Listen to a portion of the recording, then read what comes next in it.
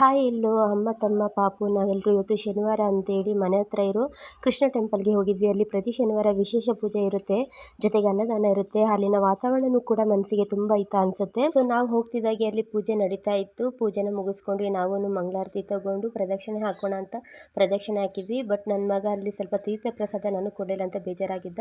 ಹೇಗೋ ಕನ್ವಿನ್ಸ್ ಮಾಡಿದೆ, ಸಮಾಧಾನ ಆದ. ನಂತರ ಊಟ ಕೂಡ ರೆಡಿ ಇತ್ತು ಅಂತೇಳಿ ಊಟಕ್ಕೆ ಹೋದ್ವಿ. ಸೊ ಈ ಸಲ ಅನ್ನ ಸಾಂಬಾರು, ಪಾಯಸ, ಮಜ್ಜಿಗೆನ ಕೊಟ್ಟರು.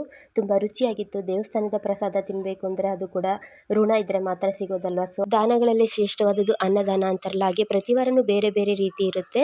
ಮತ್ತು ಇಲ್ಲಿ ಒಂದು ನಾಗರಕಟ್ಟೆ ಇದೆ. ಆ ನಾಗರಕಟ್ಟೆನ ಪ್ರದಕ್ಷಿಣೆ ಹಾಕೊಂಡ್ಬರೋಣ ಅಂತೇಳಿ ಪ್ರದಕ್ಷಿಣೆ ಹಾಕೊಂಡು ಬಂದ್ವಿ. ವಾತಾವರಣ ಮಾತ್ರ ತುಂಬ ತಂಪಾಗಿತ್ತು. ಎಷ್ಟು ಬಿಸಿಲಿದ್ರು ಕೂಡ ಗೊತ್ತಾಗ್ತಿರಲಿಲ್ಲ, ಅಷ್ಟು ಚೆನ್ನಾಗಿತ್ತು ವಾತಾವರಣ. ಅಲ್ಲಿಂದ ಮನೆಗೆ ಬಂದು ಮಗನಿಗೆ ಡ್ರೆಸ್ ಚೇಂಜ್ ಮಾಡಿ ಅವನಿಗೆ ಊಟ ಮಾಡಿಸಿ ಮಲಗಿಸ್ದೆ. ಮತ್ತು ರಾತ್ರಿ ಅಡುಗೆಗೆ ಬೇಳೆ ಹೀರೆಕಾಯಿ ಉಪ್ಪು ಸಾಂಬಾರು ಮಾಡಿದೆ. ಮೊನ್ನೆದು ಉಪ್ಪು ಸಾರು ಖಾರ ಇದೆ ಅಂತೇಳಿ ಅದನ್ನು ರೆಡಿ ಮಾಡಿದೆ. ಇದಾಗಿತ್ತು ನನ್ನ ಇವತ್ತಿನ ಮಿನಿ ಬ್ಲಾಗ್.